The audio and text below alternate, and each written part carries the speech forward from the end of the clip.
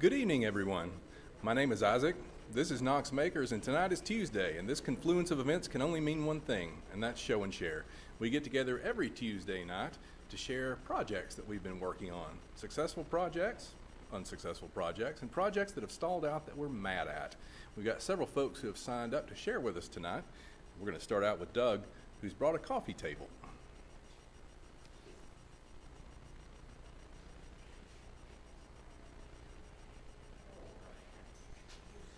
So this is the first time in a while I've worked on a project that is not a bud vase.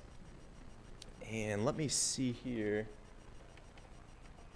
It is here in the shop, but a little bit too heavy to bring in and display and show up here. So I have some photos of the process that I think will come through.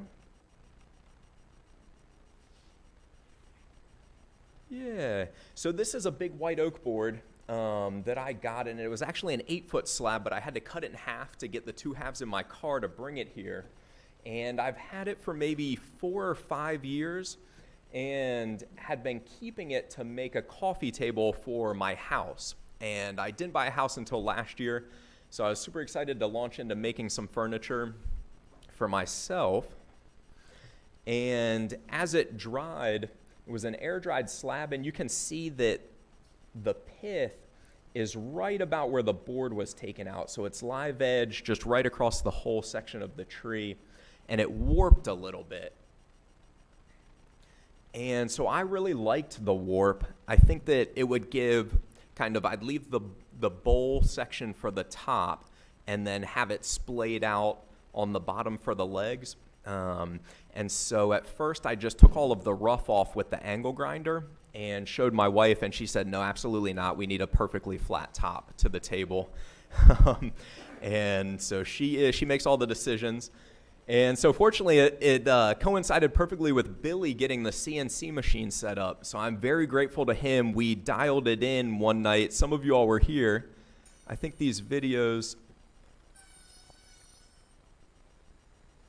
And so that was one of the first passes, and you can see the scorch marks on where that tool is passing by. And so it took a little bit of practice, but Billy finally got it dialed in to this point where you can really it didn't burn at all. You can barely tell where the tool passes are. Uh-oh. Oh, no.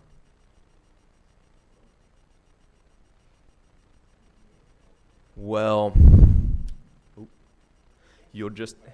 yeah. So let's see. There is the top after Billy passed the CNC machine, perfectly flat. But I did, just for personal pleasure, leave the bottom bowed a little bit. And so I took it to the drill press and drilled out holes to make through tenons for the legs. And so using just the curve of the bottom, that would allow the legs to splay out to the outside just a little bit. And so I had these 2-inch by 2-inch white oak pieces, and my plan was to get them on the lathe and turn through tenons to then insert into those holes. And so I turned the through tenons, cut the slice where the wedge fits in, and then I took them outside, and I wanted to go white oak top with white oak legs, and then carve each of the 4 legs in a unique kind of different manner. But then after I kind of had them about halfway done, and I realized that I didn't really like them at all, and so I started over again with Ovangle. And so it's a Central American hardwood. It's a little bit darker, kind of like black walnut. So you can see it gives a little bit of a contrast with the white oak top. So then I used the hand gouge and rounded over the edges. And, all right, we're not doing video anymore.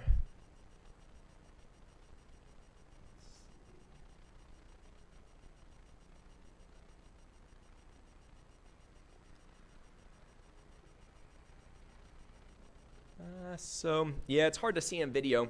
But to give it a little bit of texture on the edges and then round over the corners so you don't have those hard corners, but leave the live edge on the side.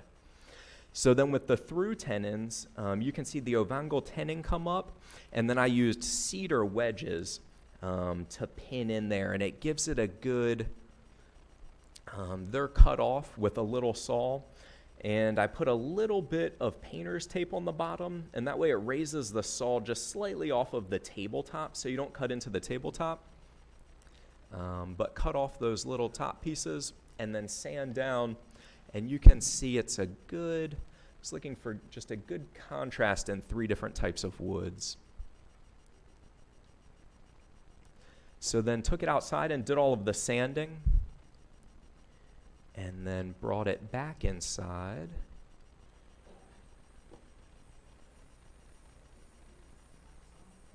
And yeah, just used a clear Danish oil. So it's just clear protection. It brings out all of the vibrant colors in those different woods, but doesn't stain it at all. It's just good natural colors. And so you can see there's the finished piece with those 4 legs and a little bit of color contrast. And it's a little bit too hefty to bring in here, but it is still in the shop. I have a couple more coats of finish to put on, so if anyone wants to go check it out afterwards, just mosey on over and we can chat about it. Not a lot at all. I started with 80 grit just because that's what I usually start at, but it was a lot quicker than going from, say, kind of the sandpaper flap on the angle grinder than 80, 120, 220, 320. Yeah.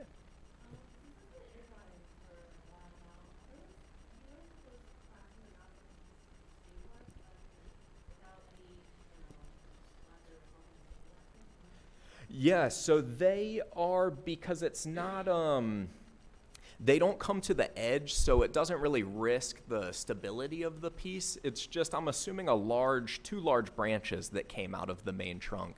And so they are isolated in the center, and probably won't ever risk breaking the table in half. So I didn't fill them or anything or put in any bow tie keys. I thought about it for aesthetics, but I like just kind of that natural open gap in the wood. All right, thank you all.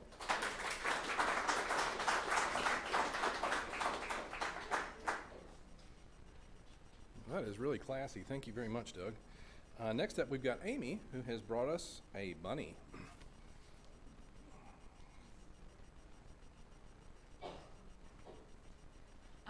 So the last time I showed, I mentioned that the yarn that I had been dyed with logwood, and since that turned out so well, Neil actually just gave me a whole bag of shavings on sawdust and stuff just to see if any of them do anything.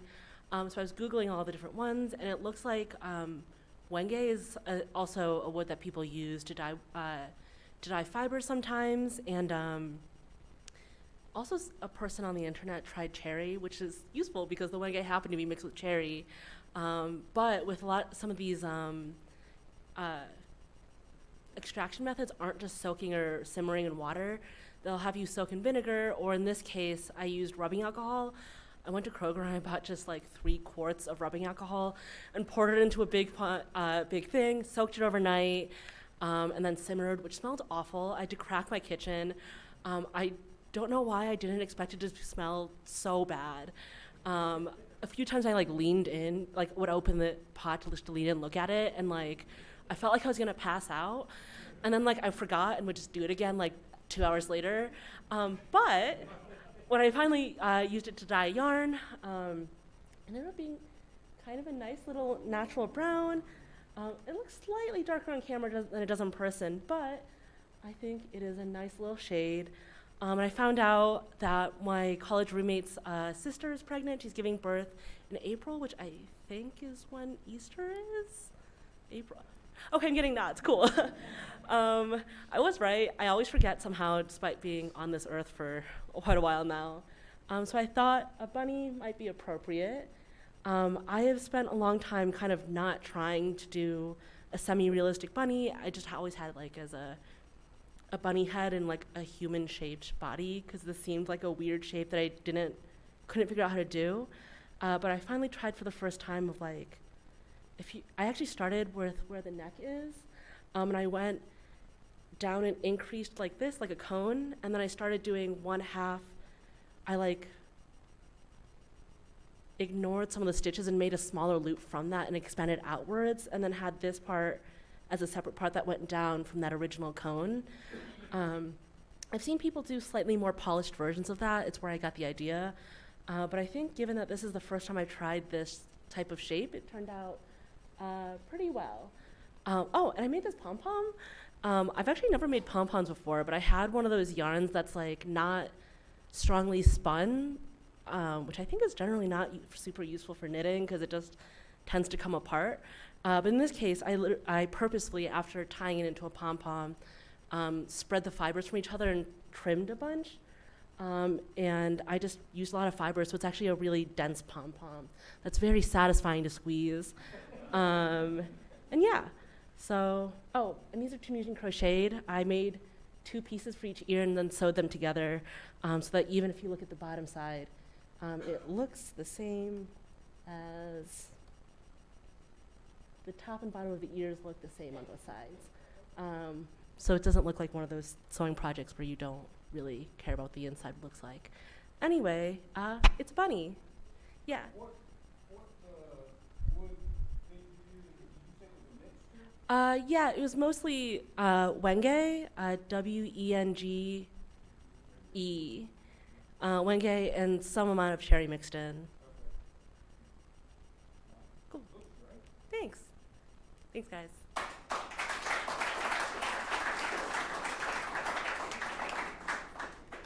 That is lovely.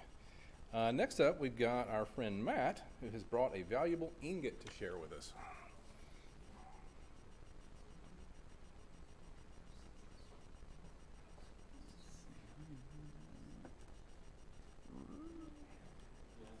Let's go back.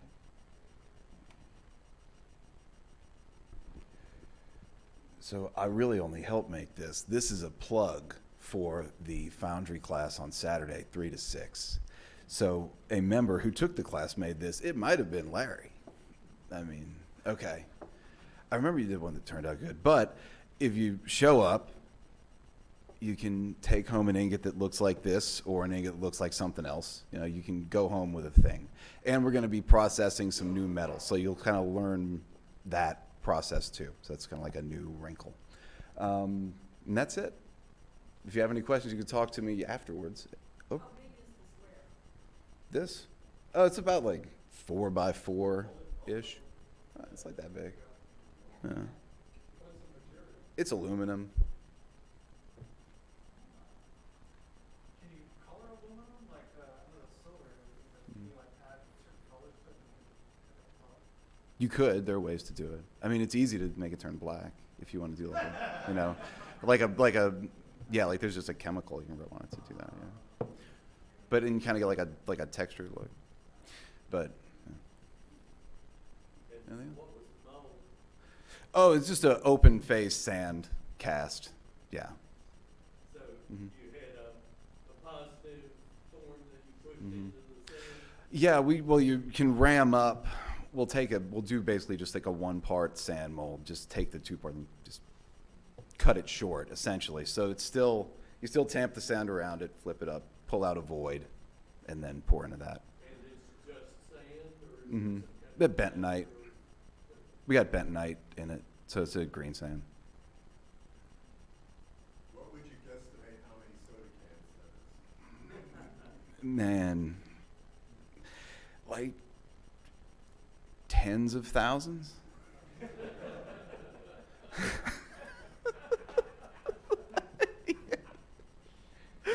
That's good. But anyway, and if you want to, have a look at it or talk to me afterwards, again, Saturday, 3 to 6. Thanks.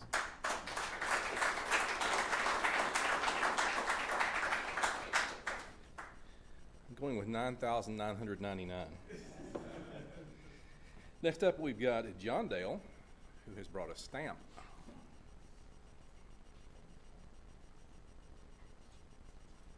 Hello. So last week, Sean, I think it was last week, Sean showed off these little rubbers that he carved and made stamps out of. And of course, that made me think, well, we can do that with a laser, right? And so a few other people probably were sparked with that as well, because they sent me messages this week, and we're talking about getting some. So I ordered some off the internet. This is what it comes, just some, it's blank stamped material that's marketed as being laserable. And so I just cut a little corner off and put it on crossbow. You can probably do it on either of the lasers. And you can see it's not perfect, but I think it'll make a good stamp. Also would cut around the circle. Yes? Tilt it? Oh, yeah. So it's got some depth to it as well. And it's basically, you could get more depth if you just kept it on there longer. I just did a bunch of passes until it got as deep as I wanted it to. You can see I pulled it off a little too quick when I was doing the cutting passes around the circle. And so there's some rough edges on there as well. If I kept it on there longer, it would have cut all the way through. But yeah, it was pretty easy, I think. I just did hatching on crossbow. I think it would work on Moonraker as well. This is marketed as working on pretty much any laser, I think. And yeah, and so I also got some of these because I want to try these. They're cheap. A little cheaper than buying this other stuff, so I'm going to try this if this works. I did this right before we started in here just a few moments ago, and so I haven't perfected it yet, but it came out pretty good on the first try. Laser's really easy. It does come out sticky, I guess, where it melts on the laser a little bit, or there's some residue that I'm working on trying to clean up, and so if anybody has any ideas on how to clean that up easier, I put alcohol on it, rubbing alcohol, but that didn't seem to get it off very easily. But yeah, yeah, I'll laser it off. I just need the right settings, right? How long did that stamp? This stamp probably took 3 minutes. Yeah, crossbow's really fast, so yeah, I probably did 10 passes to get this deep. And so, yeah, about 10 passes. So, yeah, it was really fast. As anything, the design is the hardest, longest part, right? Yeah. So the draft angle happens automatically. You don't have to make each pass a little bit different contour to get the So that I'm seeing. Yeah, so in the software, I set the hatch to do change the angle 33 degrees every pass. And so it did a different angle of the hatch. Like the laser would go across this way, and then it would go across this way, and then this way. But the perimeter is the same, but it's like this at the plane of the top surface. Yeah. But it's like this with Oh, you sloping mean, sides. Did you? yeah, That happens automatically. I didn't change any settings like that. I just went, this was literally a few moments ago before we came in here, and so I just did it. And I'll pass this around if you want to look at it. But if anybody has any ideas how to clean this up a little better, just come to me, see me. Any other questions? Yeah. How do you find the material? What's I'll send a link. It's on Amazon, or they sell it all over the place. But yeah. It's literally marketed as stamp material that you can laser. But I'll send a link. Anybody who wants it. So, any other questions? All right. Thanks.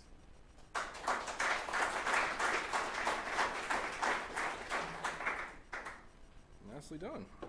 Look forward to seeing laser knitting next week. Anybody else got anything to share that did not sign up? Yes, sir.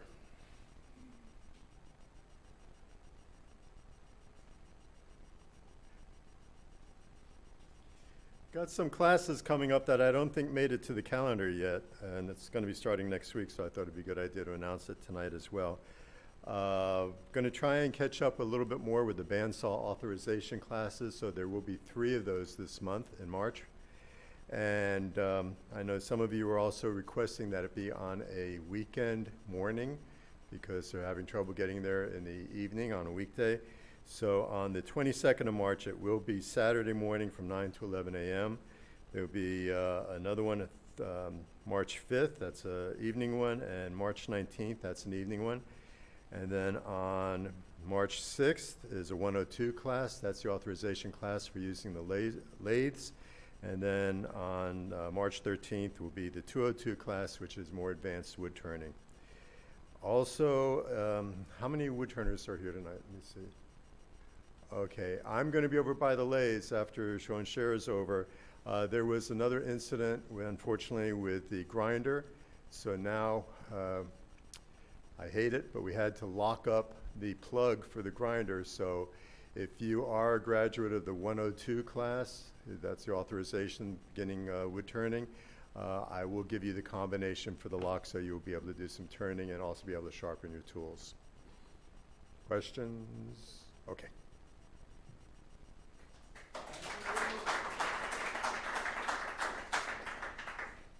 All right, thanks, Neil.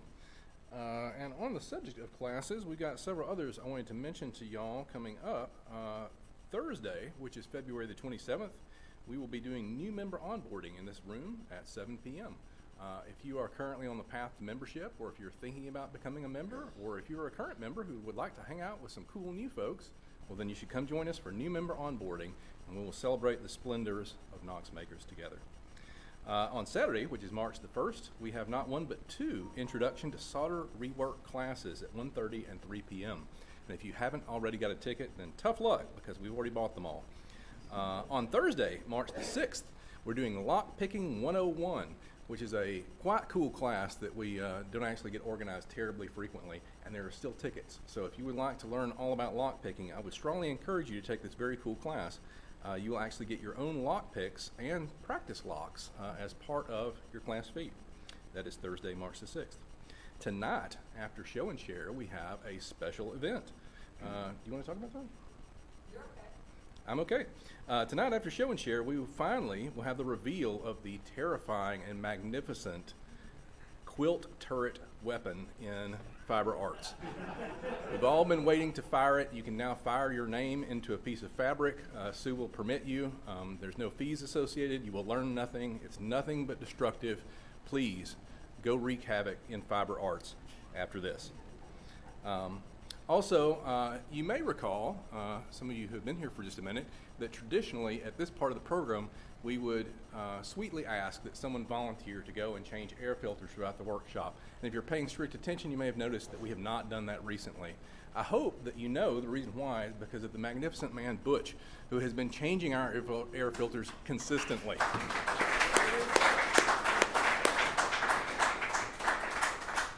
Super appreciate you, man. It is that sort of thing that makes the magic happen. If you have not yourself found a place to volunteer and contribute to the organization, I encourage you to speak to Russell, our magnificent volunteer coordinator with the snappy hat.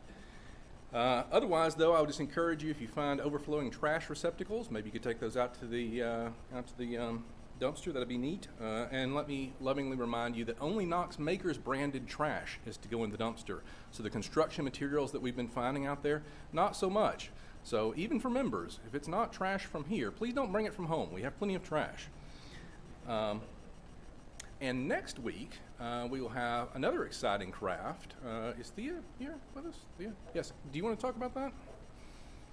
Yes. Excellent.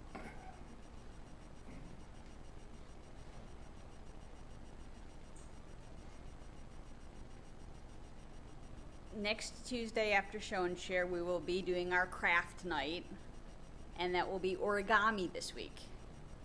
So it's not going to be a big production, and there's not going to be a lot of instruction. We're just going to step by step fold 2-ish, depending on how many people show up and how much paper we have left, maybe 3 items. It'll probably be 20 or 30 minutes after class, just to hang out and take 1 or 2 toys home.